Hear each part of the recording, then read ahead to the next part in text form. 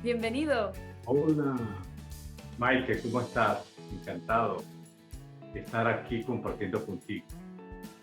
¿Quién eres? Eh, bueno, es como es una pregunta así, no fácil de responder, ¿verdad? Cuando uno le preguntan, ¿quién eres? Eh, eh, Uno no se reconoce completamente. Eh, no creo que uno se pueda reconocer y definir completamente. Uno puede hablar de sus actividades, eh, porque uno siempre está en movimiento. Eso que decía Borges, uno siempre es el otro. Y todos los días, cada instante que transcurre, dependiendo de las circunstancias, lo que es uno eh, se transforma, se moviliza y la percepción no solamente la registra uno, la registra también los otros que con los cuales compartimos, con los cuales dialogamos.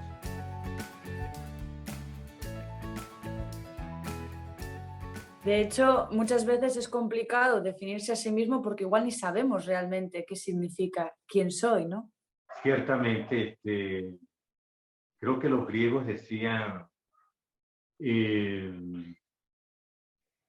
conócete a ti mismo y conocerás a Dios. Pero imagínate, conocerse a sí mismo es una exploración no solamente racional, consciente, porque el proceso de conocimiento a veces se cree o se presume que solamente es racional. El proceso de conocimiento es un proceso introspectivo que implica ensimismamiento, implica meditación y reconocimiento de ámbitos que no se pueden explicar, que están que subyacen en el cuerpo emocional, en el cuerpo espiritual de cada persona. Y uno puede reconocer lo que es uno, pero no siempre puede explicar racionalmente a través del instrumento de las palabras bien escritas o bien habladas lo que es uno. Entonces, allí emerge el arte, ¿no? Un cuadro no dice, no explicita lo que es, eh, comunica un universo oculto, subyacente de, de ese cuadro, de un rostro o de un paisaje, pero a través de un proceso que pretende aprender, como atrapar lo inaprensible, ¿no? Así nos pasa a nosotros como seres humanos. No siempre por eso podemos responder inmediatamente quién eres. No siempre podemos. eh, a mí me es dificultoso y a pesar de que yo cultivo la palabra, la expresión, no me es fácil eh, poder decir soy esto, eh, porque es como una definitiva en la cual yo no calzo, pues.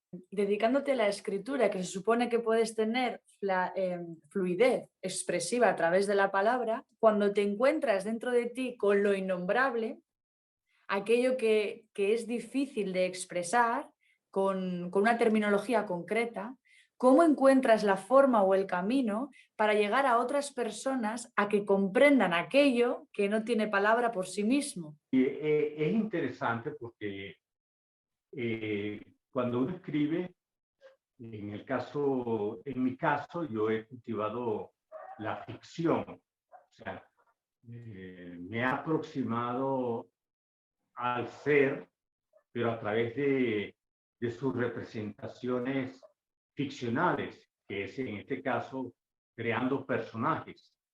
Los personajes de alguna manera son una metáfora de una persona, de un ser. Y allí yo puedo explorar la condición humana, pero a través del tamiz de la ficción y a través de un ente que mi imaginación fragua, que es un personaje. Entonces puedo comprender los ámbitos innombrables, inaprehensibles, que a veces las palabras explícitamente no logran expresar. A ver, no necesariamente lo que escribe un escritor es lo que importa, es lo que deja de lo que está subtextualmente, es lo que importa. Uno está leyendo un escritor y él está describiendo o exponiendo un universo, pero uno comienza inmediatamente, el lector atento, comienza a percibir que el escritor nos está comunicando más allá de las palabras que estamos leyendo en sus páginas, en sus párrafos, en sus líneas, en su cuerpo sintáctico. Por eso una coma es como parte de la respiración. Un punto es como la laguna del espíritu, de lo que quiere comunicar el escritor. Entonces, no siempre la explicitud de la textualidad escrita es lo que comunica, sino porque el escritor en el fondo pretende aprender el espíritu, eso invisible, eso que es inacible, y expresarlo con palabras, ¿verdad? Pero ir más allá también de las palabras. Las palabras son como un trampolín de una piscina donde uno va a dar un salto, va a practicar un clavado para ir a la profundidad, en este caso, del ser. Que llegando al ser no podemos llegar a través de la mente, es decir, de esa sintaxis y esa semántica de la palabra. Eso es como un puente, una vía, pero realmente para llegar a algo más profundo dentro de nosotros, que no se queda con la palabra, ¿no? Sino se queda con el contenido que se expresa a través de esa comunicación. De hecho, yo me preguntaba, ¿no? ¿Está el escritor escribiendo su sensación? Y en algún momento hay una comunicación interna entre la persona que te va a leer, es decir, cómo trasladar esa sensación para ponerte en la tesitura del lector que va después a coger ese texto. Sí, yo pienso que hay algunos lectores que buscan el perfil biográfico del escritor en lo que escribe. Y realmente yo soy de la creencia, como escritor, que cuando uno comienza a escribir un libro, un cuento, una novela, una pieza teatral, un guión de cine, uno desaparece.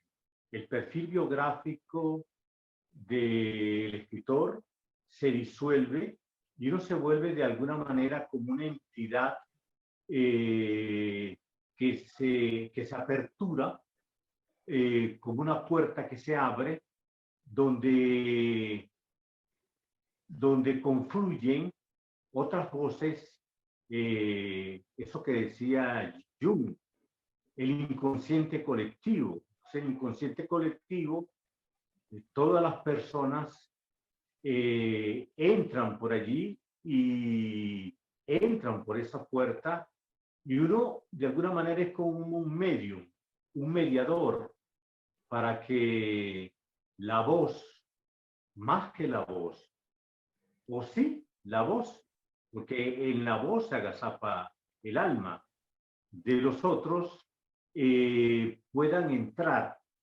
en esa casa, por esa puerta, y el escritor lo que es de alguna manera es el mediador para representar lo sublime, para representar el horror, para representar la tragedia,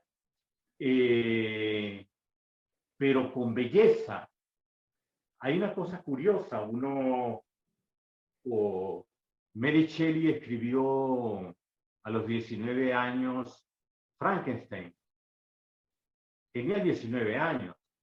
Lo escribió en una época donde la mujer como ser no era tan valorada en ese entonces, en la época victoriana. Y ella escribió una obra, una historia de amor, donde no a través de un romanticismo explícito o como el romanticismo francés de aquella época, estamos hablando del siglo XIX, sino un romanticismo gótico. A través del horror, ella, ¿verdad? Se produce una historia de amor entre una mujer que se enamora de un monstruo, ¿sí? Pero del corazón, del alma de ese monstruo, y ese monstruo cesa de ser monstruo y se transforma en un ser extraordinario, sublime. Lo que ella pretendía era que el espíritu esencialmente no está en las representaciones aparenciales, sino en las representaciones más profundas de una persona. Ahora, pero ¿cómo logramos atisbar, conocer a alguien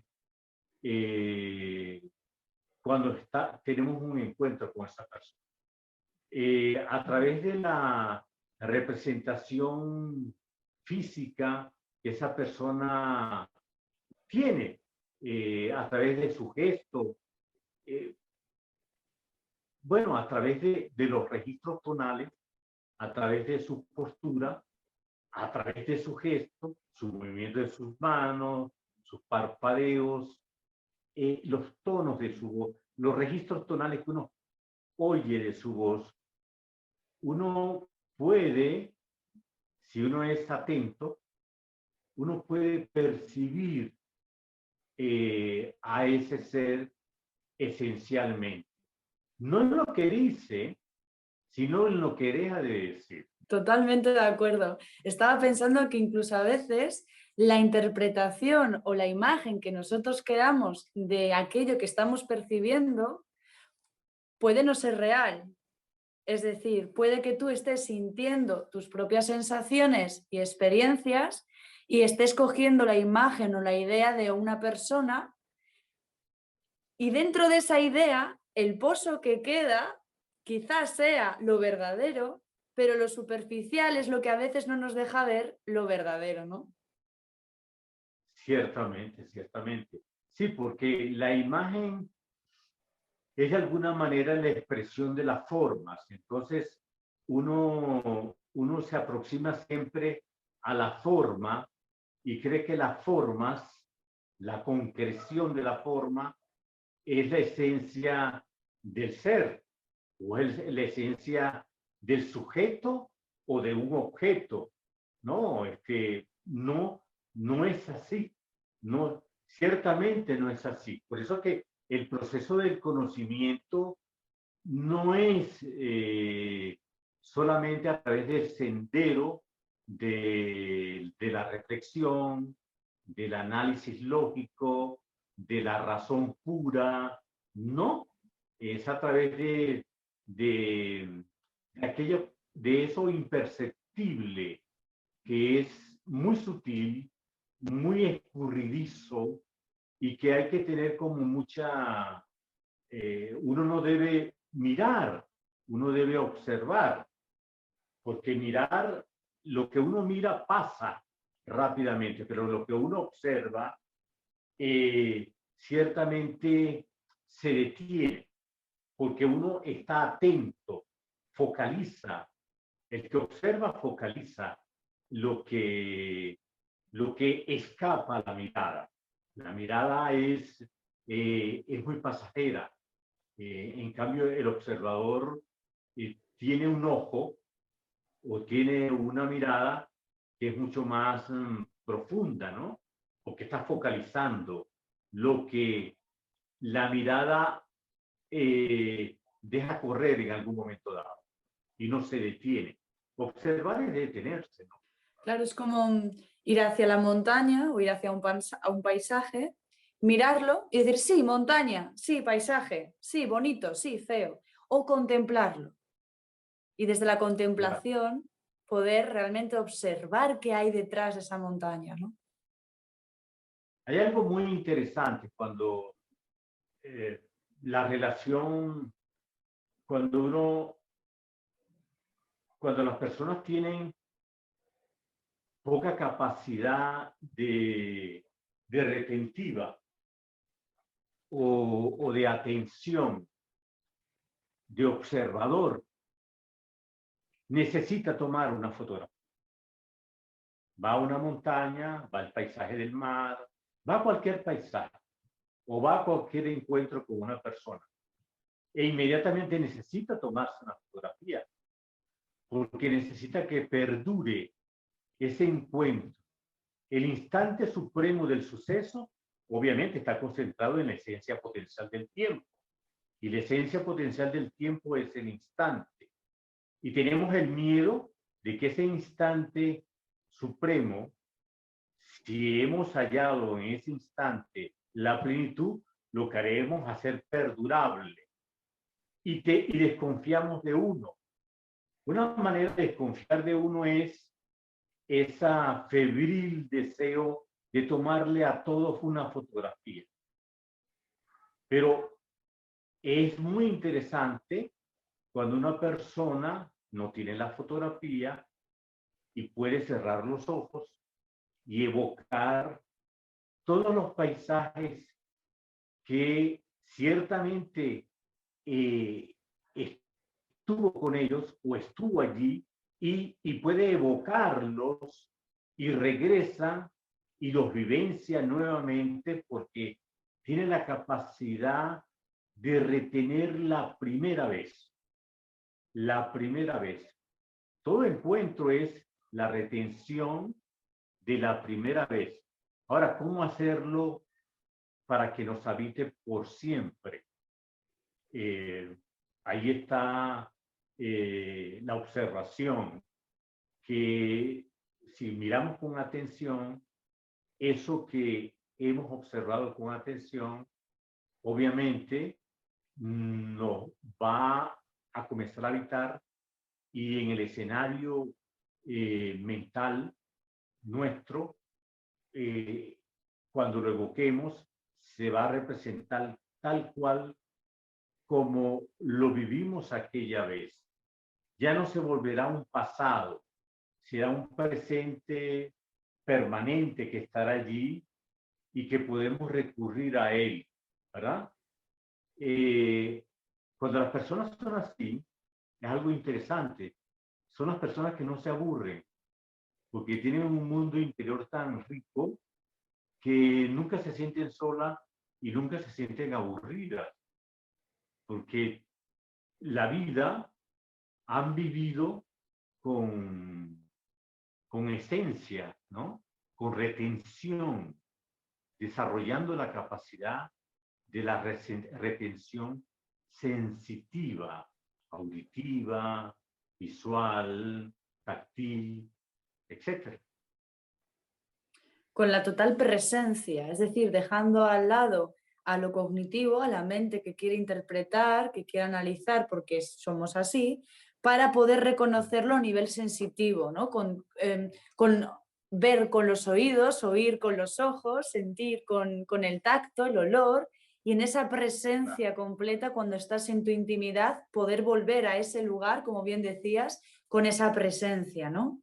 De hecho, yo me estaba preguntando, Dilio, también con tu último libro que has escrito, que creo que va a ser bastante profundo, Hambre en el Trópico, todo, ya de por sí el título te dice bastante qué sensaciones y percepciones has tenido que vivir para poder expresar y transportar toda esta información, pero me gustaría preguntarte en esta interrelación, en este inconsciente colectivo que se mueve, que todo el mundo en algún momento ha pasado penurias en su vida, cuando recoge tu libro, ¿qué es aquello que tú quieres realmente trasladar al lector, ¿no? Bueno, Hambre en el Trópico, Teatro del Apocalipsis, eh, es un título grave, ¿no? Que impresiona, ciertamente. Y las historias mismas que reúnen esa trilogía de esas 3 piezas de teatro tratan de un universo apocalíptico. Pero para escribir sobre el apocalipsis, para escribir de la tragedia, uno tiene que tener una relación con el dolor, con el sufrimiento, no desde ni siquiera no victimizarse, porque no podrías, una víctima, alguien que se considere víctima absoluta, y de hecho lo es, o victimario absoluto, y de hecho lo existen, no podrían escribir sobre la circunstancia que los ha convertido en victimarios o en víctimas, porque no han podido establecer una distancia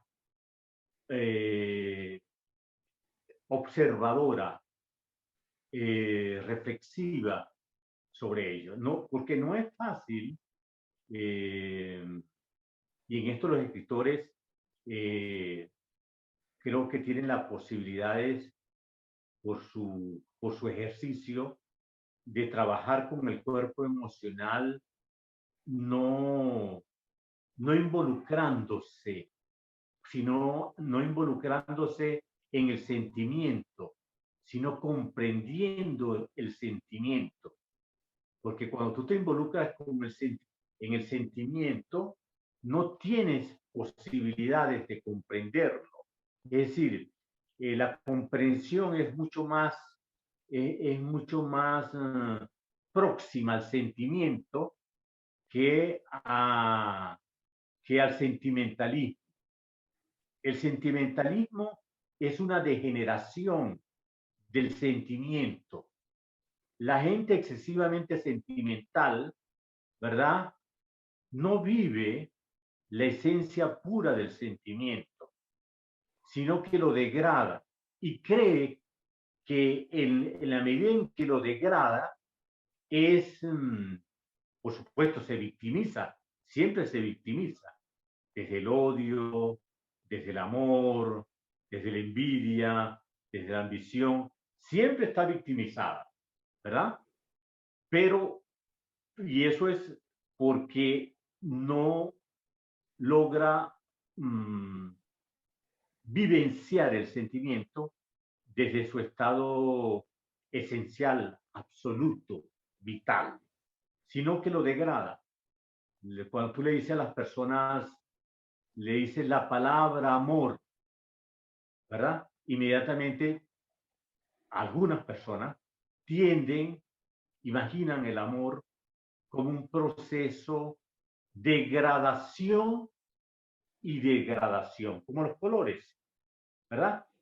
Me cautivó una persona, empatizo con una persona y la misma amistad.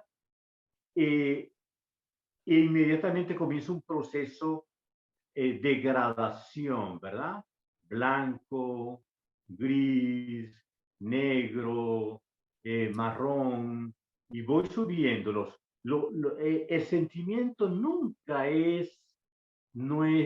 tiene una representación total, porque la vida no te lo permite. Va en gradación y tiene sus clímax. En su mayor clímax, ¿verdad? Viene un proceso de degradación de los colores. Los pintores saben mucho de ello, pero también los escritores, trabajando con los personajes. Entonces pienso que creo que es así. Por eso es que el escritor o los creadores, el artista, tiene la virtud de no excluir a la vida, de no excluir en la vida. Yo una vez estuve en una escuela de budismo, quería aprender a meditar, y cada vez, bueno, meditábamos y después había una reunión con el maestro o el guía, y todo el mundo era muy serio, ¿no? Todo el mundo era, hablábamos de cómo vivimos la experiencia de la meditación, cada quien contaba cómo se sintió, y practicábamos el seguimiento de la respiración, que era una manera de meditar. Yo hice una pregunta, pero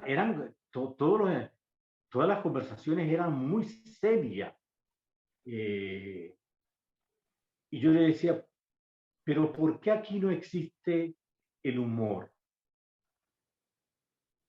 Yo no me imagino a Jesús de Nazaret en la última cena que alguien no haya hecho un chiste. Yo no me imagino a Jesús que no haya reído, no haya lanzado una carcajada. Es decir, ¿por qué la imagen del místico es demasiado excesivamente seria? No comunica alegría. ¿Por qué es como estereotipada? Y la gente que busca el misticismo comienza como a dejar de sonreír. Busca una levedad sin, como si la alegría, de hecho, cuando uno ríe mucho, es una de las experiencias, si yo pienso que una de las formas de meditar más fantásticas que puede haber. Cuando uno ríe muchísimo, es fantástica. Bueno, recientemente vi un documental sobre la vida de Charles Chaplin. Y es fantástico lo que hizo ese hombre. Ese hombre le dio una alegría a la humanidad, a todo el planeta, que ningún gurú ha logrado conquistar, por lo menos en el siglo XX. Es decir, las películas de Charles Chaplin, aquella sonrisa, aquellas películas mudas, es decir, aquellas cosas, y trabajaba sobre la desgracia, la desventura, y el personaje que él inventó fue un vagabundo, para hacer reír a la gente o para hacerla llorar. Fue algo realmente para mí muy importante cuando estuve, y bueno, el maestro en ese momento o el guía de la clase no le gustó mucho que yo preguntara por qué no está presente la risa o la sonrisa en la meditación. La iconografía de toda la mayoría de los pintores que han pintado desde el Renacimiento, Jesús nunca aparece con una sonrisa. Ni en Caravaggio, ni en Miguel Ángel, ni en Leonardo da Vinci. Es decir, no hay una sonrisa. No hay Jesús con una carcajada. Entonces, esos son estereotipos. La espiritualidad es una alegría explosiva también. De hecho, estaba pensando que realmente el problema es la identificación con el personaje espiritual, ¿no? La identificación con decir, no, si yo soy esto y el tema espiritual es algo serio, porque es profundo, porque es impresionante, porque es algo interno, transformador, ¿cómo vamos a hacer un chiste de ello? Entonces, ¿qué pasa? Que estas propias personas, ¿no? que han interpretado esa imagen, porque yo también dudo que Jesús no se riera, como por ejemplo, ¿no? La risa forma parte de la vida, entonces no puede ser la espiritualidad algo aparte del humor, de la tristeza, del miedo o de la reflexión, todo va junto dentro de ese paquete de unidad, ¿no? Entonces, claro, decir, poder crear toda la realidad alrededor, ahí está la esencia, como tú bien dices, del escritor, que es capaz de poder salirse del personaje para poder comprender todos los detonantes que hay alrededor. A mí algo que me produce realmente chiste es cuando alguien, puede ser un tema un poco candente, pero el hecho del tema eclesiástico, cuando se ofenden por un humor, por un comentario, por una dicha, ¿por qué ofenderse si el ofensor es otra víctima, otro papel, otro personaje dentro del teatro de la vida realmente, ¿no? ¿Por qué no integrarlo como parte unificada de todo lo que ya existe, de todo lo que ya es? Y que cuando otra persona pudiera coger la Biblia, pudiera también reírse, emocionarse y llorar, no contemplar la palabra con esa seriedad y contundencia. O sea, dejemos que las personas puedan generar su propia cercanía a través de las experiencias reales que es la vida, que contiene toda esa expresividad, no solo al personaje en su historia, ¿no? No, sí, porque los personajes siempre tienden a ser como estigmas, ¿no? Como prototipos eh, eh, configurados para asumirlos y bueno, y la gente se identifica, la gente necesita una identidad. La gente a veces le cuesta no tener identidad. Eh, a mí me cuesta decir que soy intelectual o que soy escritor. Rara vez digo que soy escritor. Ah, yo soy un escritor. No, yo escribo, pero yo no digo que soy escritor. Yo no digo que soy intelectual. Eh, yo, yo jamás pongo escritor. No digo eso. ¿Por qué? Entre otras cosas, escribo, ¿verdad? Como comer, bebo agua, camino, paseo, es decir, eh, eh, soy muchas cosas. O sea, todo ser humano es una multiplicidad, pero en esa multiplicidad, cada ser humano, no hay que olvidarlo, es una singularidad. Y eso es lo fantástico. Lo fantástico es que uno cree que todos los seres humanos son idénticos, son uniformes. No, forman parte, son una masa, ¿verdad? Es como la palabra pueblo, ¿verdad? La palabra pueblo esencialmente es la reunión de muchos individuos, de muchos seres diferentes. Y eso es fantástico. Pero cuando tú dices, degradas la palabra pueblo, dices las masas, ya la individualidad o el ser desaparece, desaparece. Entonces, cada ser humano es, es un milagro, es un hallazgo, es único e irrepetible. Entonces, eh, lo que pasa es que la necesidad de la identidad nos lleva a reconocer solo a aquellos que alcanzan una identidad dentro del conglomerado de los estereotipos culturales o sociales, ¿verdad? Eh, y ahí comienzan nuestros malestares. Justo en esa identificación.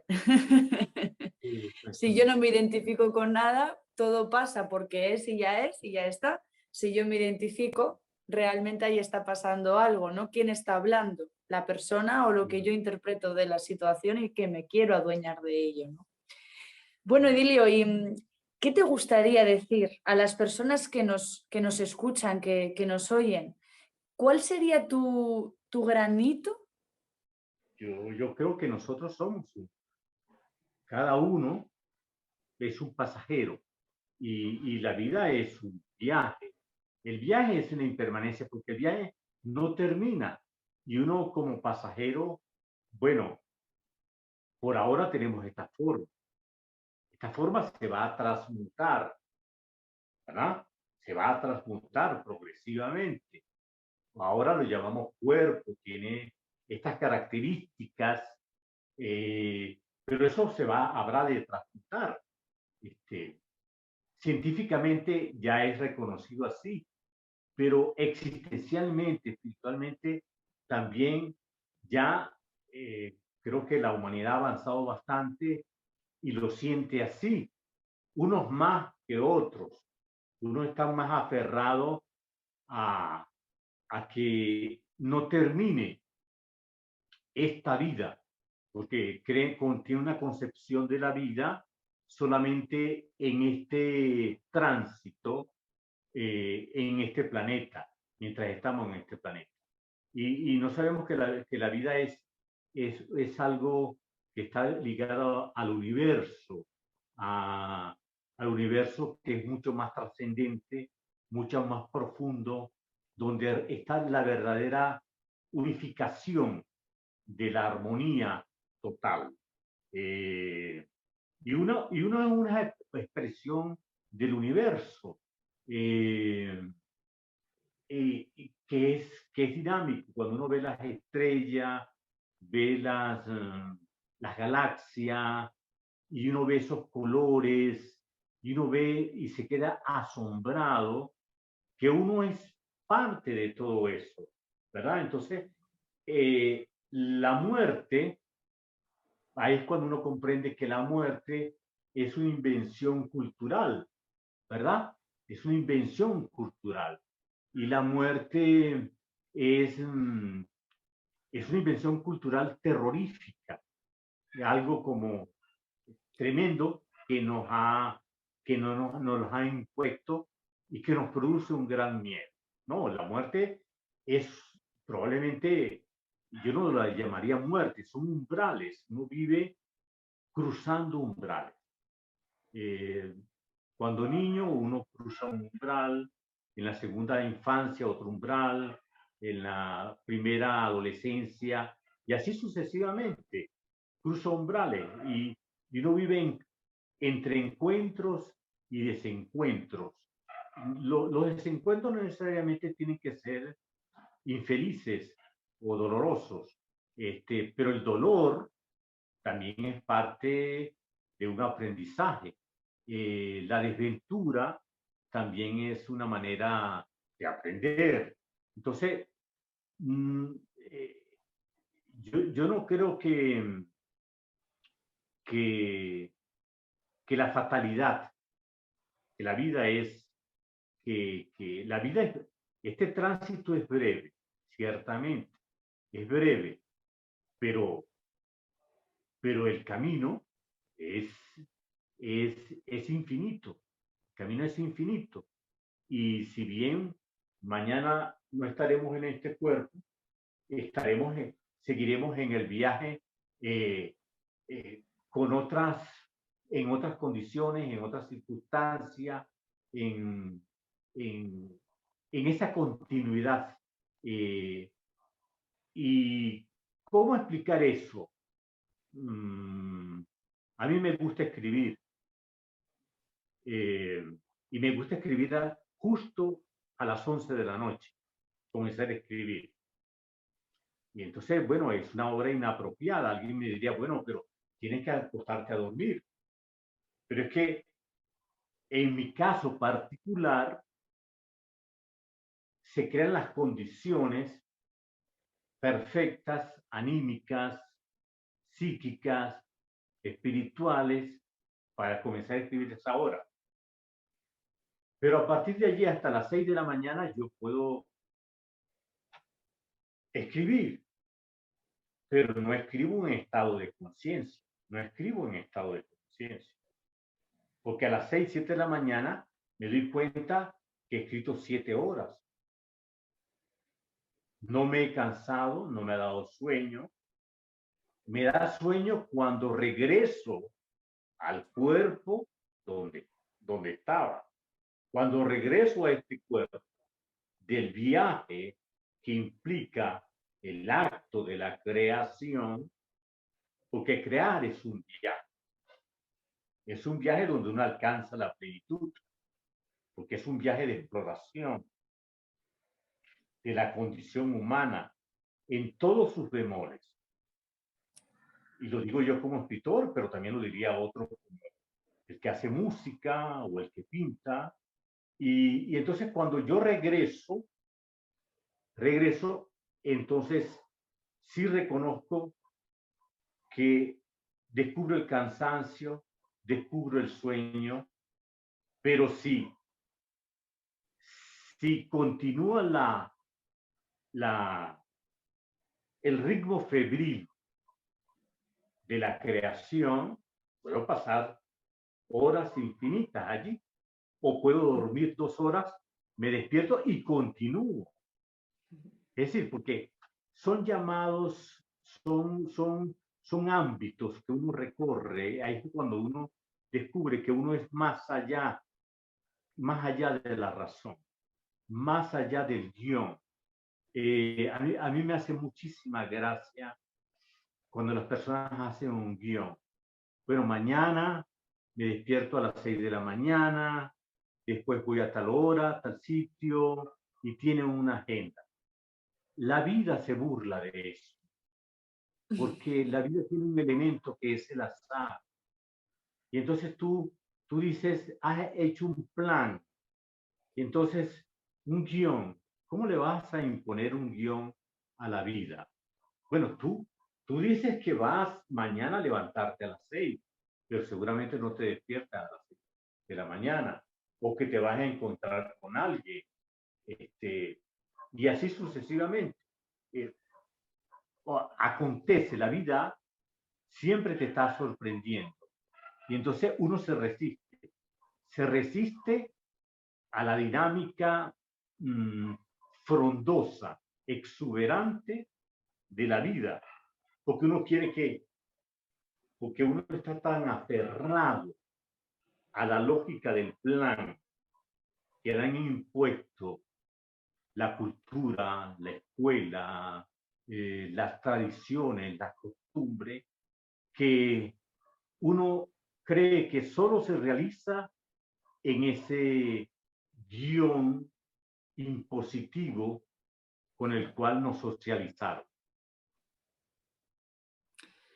Entonces deberíamos de conectar con esa parte viajera, tomarnos la vida como un viaje, ya sea en un tren o en un avión, contemplar la maravillosa que es la vida y dejar que suceda ante nosotros en ese viaje, porque no sabemos si nos vamos a marear, si llegaremos o si no, con lo cual mejor viajar de la forma más amorosa y apacible posible.